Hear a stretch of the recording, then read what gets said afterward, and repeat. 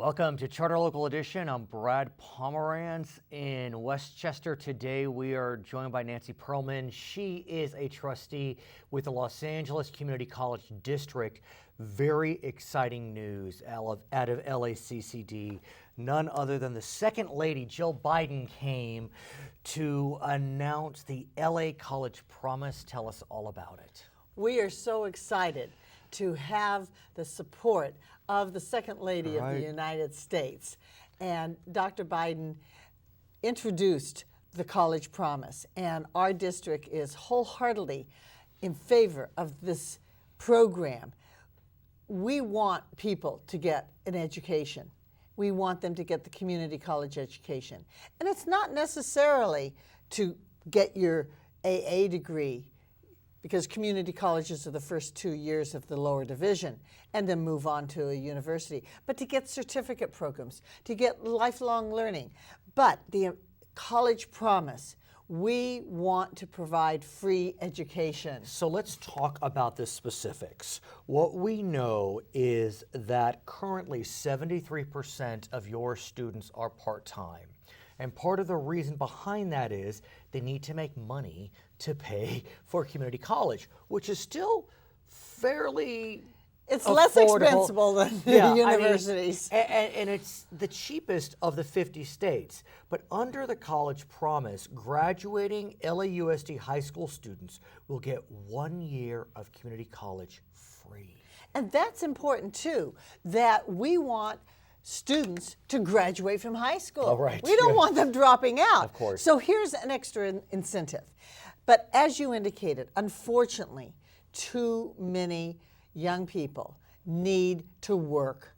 Now, I was a full-time college student. I was lucky. I had the support to be able to do it, so I could focus on my studies. I wish more people had that opportunity, because it's a challenge. If you have a family, if you have a job, and you're trying to study, I mean, burning those candles at both ends, not easy. So what we know is that the plan will cost about $3 million the first year. And about 2/3 of that is going to come from foundations. LACCD will cover the rest. What about in future years? Because I would hope, I'm sure the students would hope, that the plan is not a one-year event. We're hoping it will continue, and the funding is the problem. So we have to look at that. This is not an issue that has been resolved. I understand. Our colleges, our 9 colleges in our district, are dependent on state funding. And we need to ensure that that state funding continues to come to us. And then we have to allocate it. But this is a priority program, because if you have students, we want them to be able to continue. We want to have it affordable. And we want to provide the necessary mentoring programs, counseling programs, everything else to aid and assist students. I want to ask about other expenses, because while no doubt being able to save that $1,300 a year is a huge benefit, what we also know is that textbooks can, you knew where I was going, can be incredibly expensive. And as a result, if you have to pay for textbooks, it may require you to go to work, and then the benefit of the promise vanishes. We are always looking into ways to reduce the costs of the textbooks and the other materials that may be necessary, because in some programs you have to provide your own tools if you're in culinary or in mechanics or something. Now, textbooks, we don't control the price of the textbooks, that's the publishers, but we can work with them and say, look, make these textbooks affordable. But there are also programs now. Students are very big on computers and online. Well, let me ask, and textbooks can be available electronically. So let me ask you about that, because there are voucher programs, and that's a plus, and students can buy used books, etc. But what about working to create classes where the textbooks are open sourced, or where the textbooks are online automatically? I mean, that there be an affirmative effort in deciding what text to use to make that text more affordable. I would like to see that. Before I became a trustee at the Los Angeles Community College District, I was a part-time instructor. Right. And I taught at different colleges. Anthropology is my field. I'm also an environmental specialist. I've been coordinating environmental programs for over 48 years, and I definitely love my cultural anthropology. And I found when I went in to sub for a class or go in and be hired as a part-timer, the department has to order in advance. So I didn't get to order the textbook. And I found that I was using a different textbook every semester. Oh my.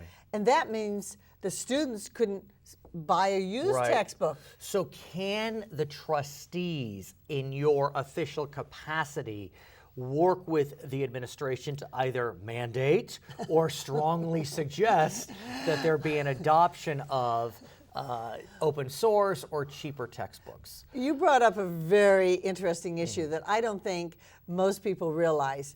As a board of trustees, we do establish policy. We do vote on budgets, but we have a guaranteed shared governance system. Academics are primarily determined by our faculty, by our Senate faculties, and the Board of Trustees cannot mandate those kinds of requirements. We can certainly encourage as a policy to our faculty to look into this, to make it more accessible and affordable. And of course, that's something that I'm always advocating.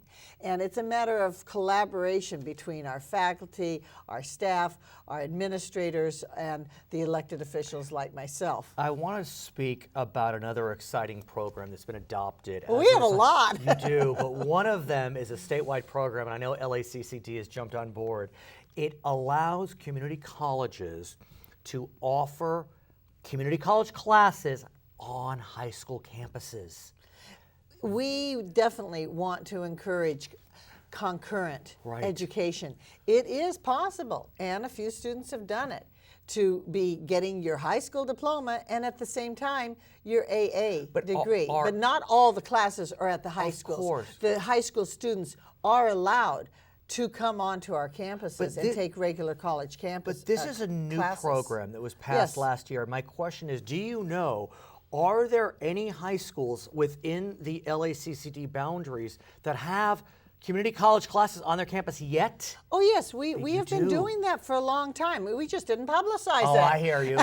This is the secret of our district. Now let me point out, we have a lot of high schools in our district because our district is the largest in the nation, and we have 9 colleges. So we go from northeast San Fernando Valley, where we have Mission College, the west of the valley, Pierce College, the middle of the valley, Valley College. Then in the central part of Los Angeles, we have City College and Trade Technical College. We go east. We have in Monterey, Montebello and Monterey Park.